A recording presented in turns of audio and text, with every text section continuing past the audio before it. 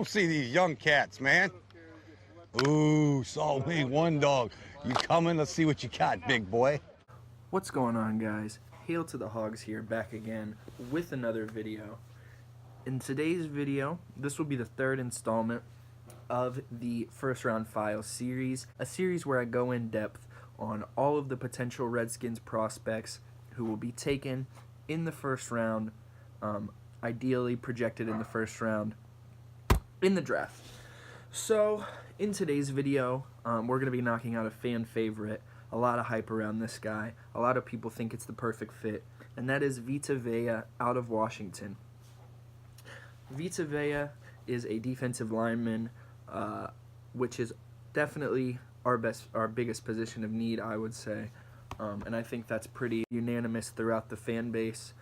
32nd in the run defense last year. That's pretty much all you need to hear to know that position of need is extreme. So Vita, he is 6'4", 350 pounds. Just let that sink in for a little bit.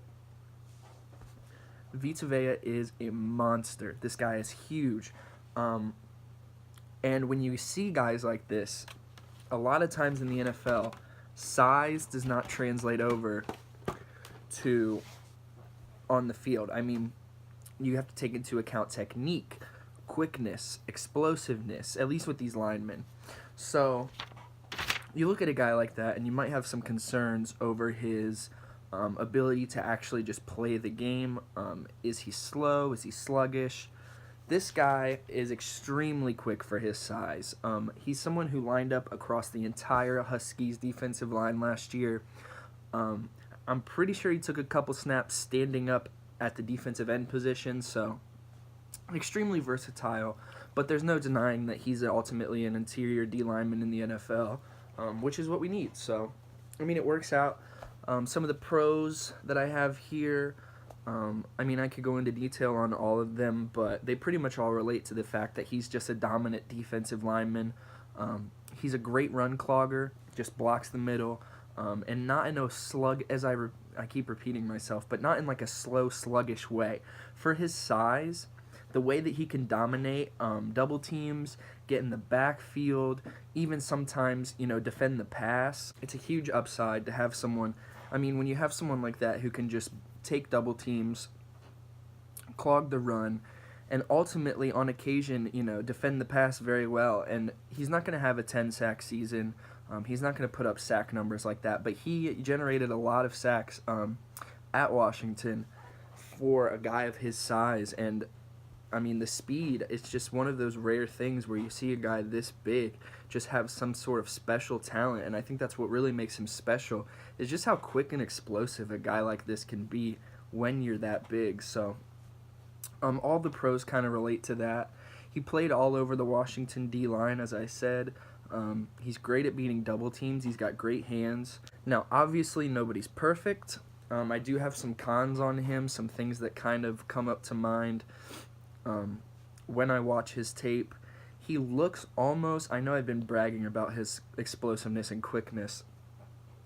He's very good at clogging the run, very good at stopping the run, but it's very iffy if his pass defense will transfer over to the NFL. That reason being, for me, is his technique. He's still very raw.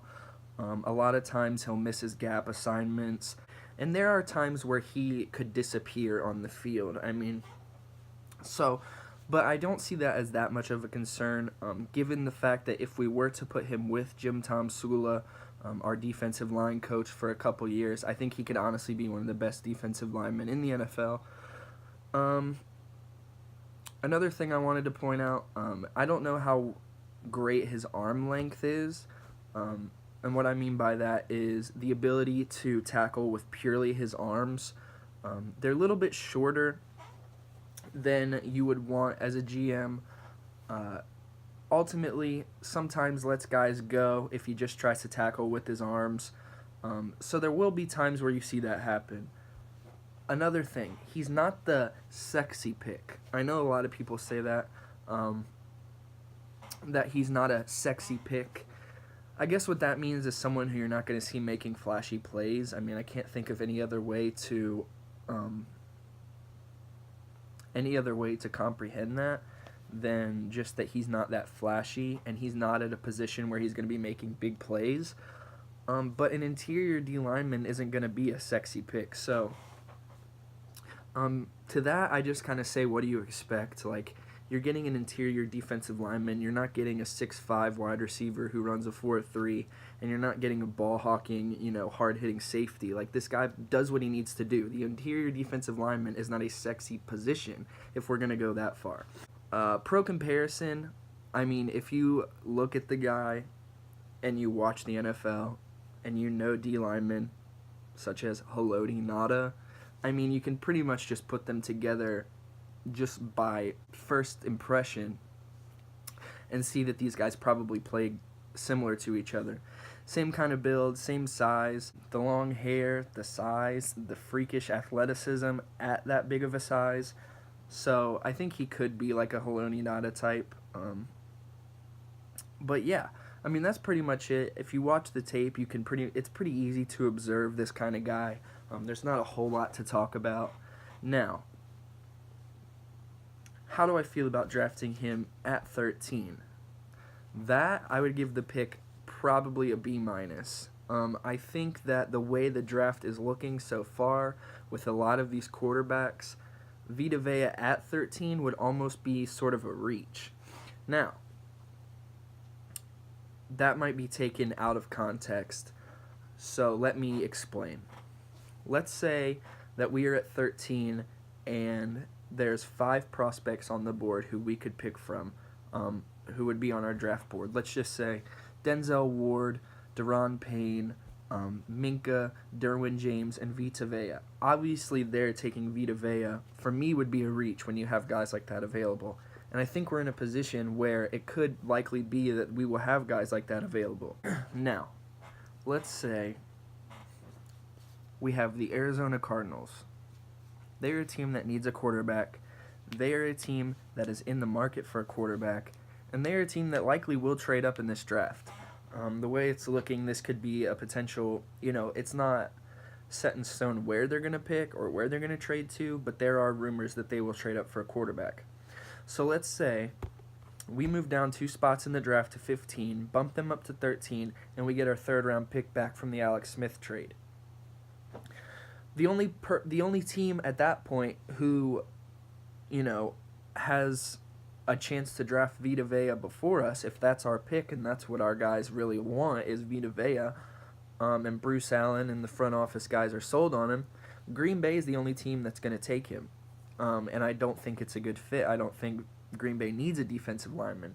So I think the ultimate opportunity to draft Vita Vea and really benefit from it would be to trade down. I just don't think there's really a need to draft him at 13. That being said, I would love to trade down, get an extra pick, and take Vita Vea. Absolutely. I would give that an A. So that's pretty much it. Not a lot to talk about on this one. Hope you guys enjoyed. More of these coming soon. If you have any requests for players that I haven't done yet, go ahead and drop them here. I mean, I've got a list of guys that I'm going to knock out, but there could be some that I might miss that you guys want to see. So just let me know. Subscribe if you haven't already as well. Check out the Instagram and all that good stuff. So I'll see you guys tomorrow. Thanks for watching.